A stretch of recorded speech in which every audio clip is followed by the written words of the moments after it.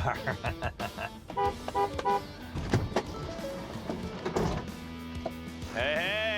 Hey, you Katie? Yeah. I'm Mike. Hi, nice to meet you. Hey, Doug, good to see you. Here, I'll hand you a flyer. Danny probably went through Thanks. some of that stuff with you. All right. Hey, man, how are you? Good, how you doing? Heard a lot about you. Yeah, they're talking about you all the way up in Iowa. Good or bad? Hey, you know what Barnum and Bailey said? Who cares what they're saying as long as they're talking, As long right? as they're paying, right? That's right, as long as they're paying, yeah. What do you got going on here? Damn.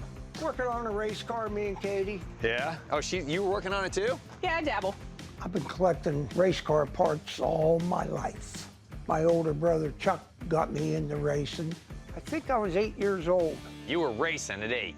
Well, I wasn't racing, Okay. I was wrenching. Okay, you were wrenching on stuff. Some guy come down, Chuck was sleeping in the car because he had a little too many that night. He says to Chuck, "Hey, buddy, that little kid is working on your car." Chuck goes, "Get out of here, leave him alone." Growing up around the cars is completely normal to me. I still have all my fingers, all my toes.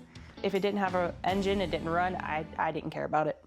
I bought her and her brother go-karts, mini bikes. Oh, you were one of those kids, huh? It was an electric golf cart, right? Yeah. And he put car batteries in it. And he goes, "Hey, Katie, you're the latest, get in it." Rode a wheelie, probably a quarter mile down the road. Get out of He's here. going down there. Did you have wheelie bars? No. God, no. Once racing is in your blood, it is there to stay. It's more than just tradition, it's actually in your DNA. Katie is second generation, and what she's out here doing with her dad is exactly what Tony was doing with his brothers. This car here is '67 Camaro. Yeah? She'll be racing it next year. Okay, you're gonna race this. Yeah. Now, what engine's gonna be in this? A 433 small block, Yeah, just a little tickler. Yeah. probably about 800 horsepower. No kidding. My brother Bill was racing the car for a while. I'm gonna feel proud when I see Katie going down the track, doing a wheel stand about this high. Just like the golf cart. Yeah. Where Tony is at, we are all gonna be there. You know, guys that were wrenching on stuff, collecting things. You have your circle of people that inspire you. You have your family, and then you have your physical abilities that start to kind of fall away. What about anything back here? Is there anything back here that you guys have thought about? Yeah, Maybe turning loose or anything? You know, he's just realizing that, like, I can't do all this. You know, I wanna finish a car with my daughter. I wanna have that moment with her. I wanna have that connection. But the rest of this stuff is turning into white noise. All these things that he fell in love with and he loved his whole life and then he raced and wrenched on and worked on, it's like all that stuff's kind of fading away, and it's more about him and his daughter and a car that they're gonna work on together. how about 259 Corvettes? Oh, you got 59s? Yep, Is that some of your first cars that the you one raced? was. I don't know, I've had it since the early 70s, and it's been sitting in the garage ever since. Okay. It's a lot to take in here, Tony.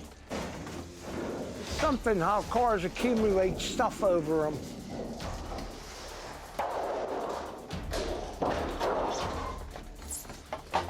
All right, I can kind of see it now. You've stripped the paint, you've got it down to nothing. I mean, this thing, Right. there's no interior in it. The doors are off of it, the windshield, there's no engine in it. What are you gonna want for something like this? It depends on what you're going to do with the car. Yeah. Right now, the cars are bringing big money as pro street. Okay, you know? like building it as a pro street rod. Yeah, Okay. What I'd obviously like to do is see more of the car. It's hard to make any kind of offer to you without actually seeing some more of it. I'll help you. I just don't want these to shatter all over it. It's garage glitter when that happens. Yeah, there you go. How long has this thing been buried here, Tony? since 1985. Okay, this gasket set to this car? No, just a Okay. gasket set. If I break something, if I break a motor, then I have a spare block, I have a spare crankshaft. If he gets pissed off and throws it at somebody.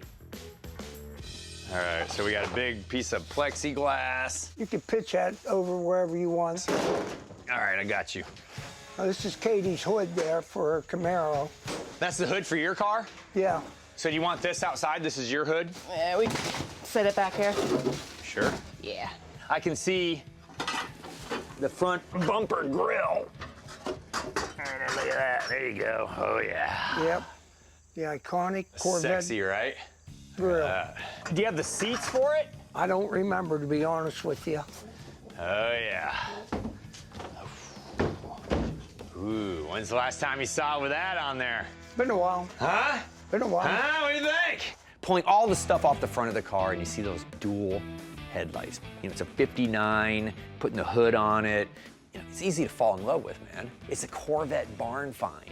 But when you start thinking about the money and the amount of time and the effort it would go into to get this car to the next level, it's crazy. Anything and everything needs to be done to this car. You're starting from the very bottom. You're starting from the grassroots of it. There's only one little crack in the body. It's right behind the front.